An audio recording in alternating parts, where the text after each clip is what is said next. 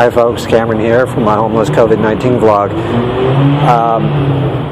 I'm going to be talking about COVID news right now because since next week is Thanksgiving, I'm not going to be able to do this for next week. So this is very interesting and very important that you pay attention to what I'm going to say right now.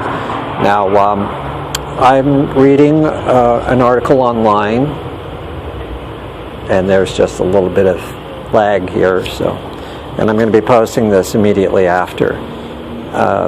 Los Angeles County announced tightened restrictions this past Tuesday, requiring restaurants, wineries, breweries, and non-essential retail businesses to close at 10 p.m. It's going to be from 10 p.m. to 6 a.m. that everything is going to be closed, and limit capacity of indoor retail shops, such as, and these restrictions take effect this Friday, so tomorrow.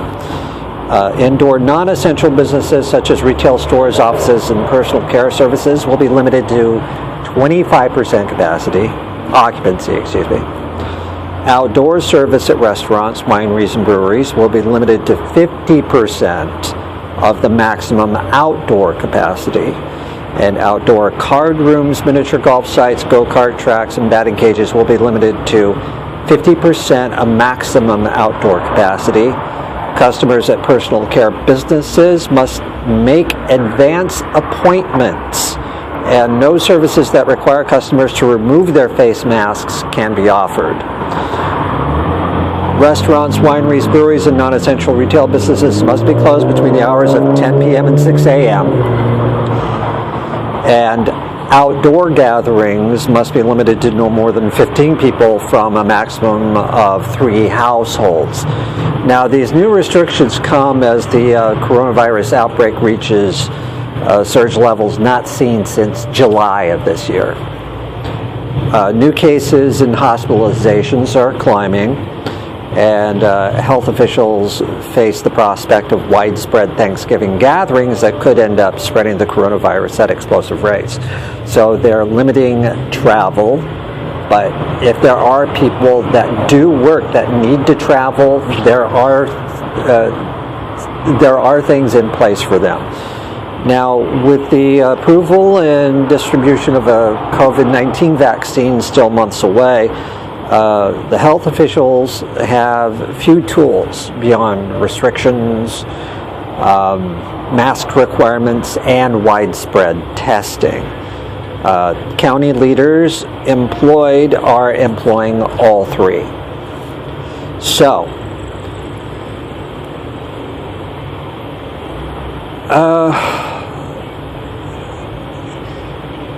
we have had a surge in COVID-19 cases and saw a daily case number exceeded 2,000 last week before topping 3,000 on this past Saturday and Sunday. Now, the county has also seen a steady increase in hospitalizations, and it's really restricting the resources of those hospitals at the same time. But LA County's average daily rate of new cases per 100,000 residents was 13.7. That's nearly double the rate from a week ago, which was 7.6. The county's 7-day average daily rate of positive virus tests was 5.3% on Monday, up from 3.8% just 1 week ago. That means LA County has seen over 2,795 cases, when reports are usually traditionally lower over the weekends. But there were 130 more cases Monday in Long Beach, while Pasadena, on the opposite side, reported just 16. but the new cases lifted the cumulative county total to 342,489 since the start of the pandemic. Now, there have been another 6 coronavirus-related deaths, and it raises the death toll to 7,275. I mean, what's really driving the surge right now are younger people that are contracting the virus and spreading it. It's especially involved younger individuals under 50 years of age. Now, an individual says that residents between 18 to 29 have consistently accounted for a larger proportion of new cases over the last 2 months, dramatically widening the gap over all other age groups. While the younger people are becoming infected more often, it's the older residents that are suffering the consequences in terms of hospitalizations. I'm at risk from this. I'm 58, nearly 60 years old. Still test negative for COVID, thankfully, but with these new restrictions in place, it's really going to be extremely hard for me to try to self-isolate since I'm working homeless.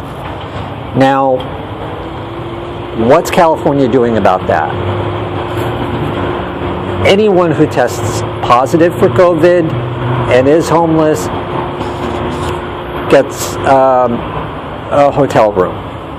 And there was only one hotel that was accepting homeless individuals that tested positive.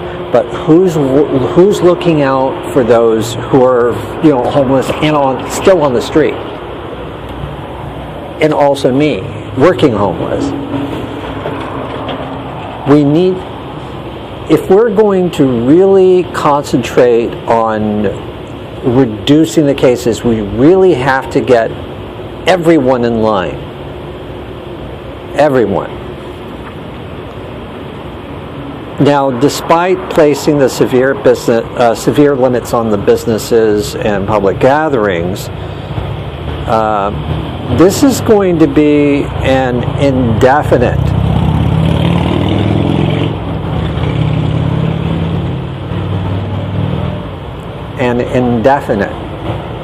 restriction. So we don't know whether it'll be lifted or not. Most likely not.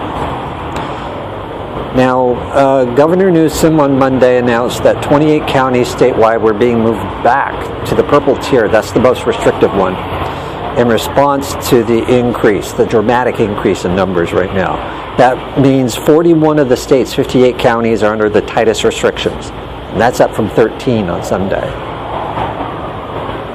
But if we can get California residents back to the protocols as avoiding gatherings, wearing face coverings, practicing physical and social distancing, especially over the Thanksgiving holidays, or just this holiday season alone, we can avert this. Now, it's my understanding that because of my situation, it's very, very difficult for me to try to make some headway in what we need to do as a species. We have to take care of those who are unable to self-isolate, especially me. I mean, we really have to go that extra mile in order to say, hey, I understand that you're working homeless, you need a place to stay. I'd like to offer you a room for a little while until you can get back on your feet. But that's not happening anytime soon. In fact, it's only rare that someone can actually do that. I'm still with jobs to do and having a little job this Saturday for $80.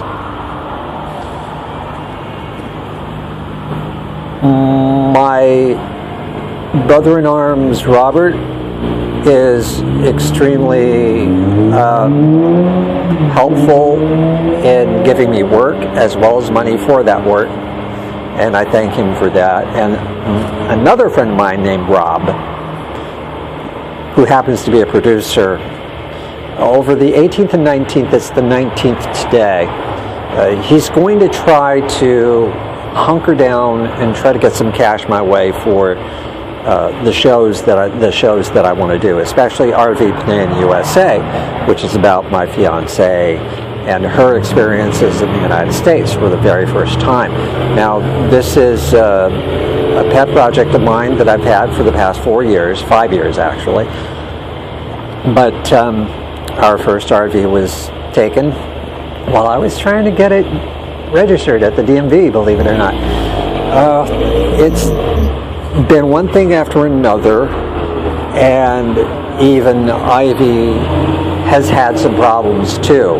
Over the past week, her area was completely flooded. She was flooded out of her home and her belongings. She's trying to rebuild, and that put me at an extreme disadvantage because I have to help her out as well. We're both doing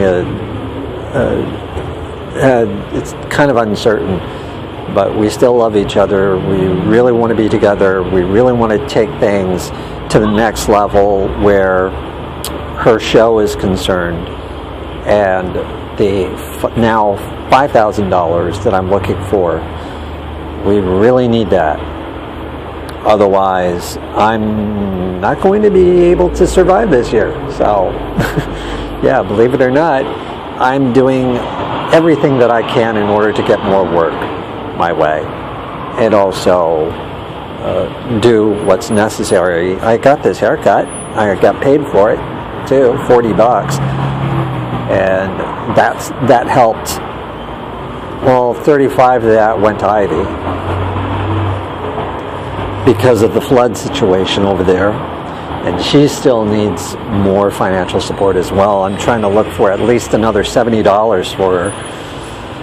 And of course, she's getting in touch with me in order to help other people involved, and I'm just finding myself running a little too thin over that, and asking her to please stop.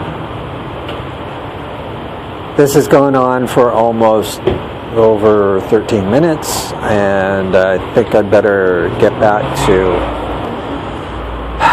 trying to find more work online. Thank you for joining me for this episode of my homeless COVID-19 vlog. I'm Cameron Farmer for Kingsbury Travels, and in 2 weeks I will be back. Thanks.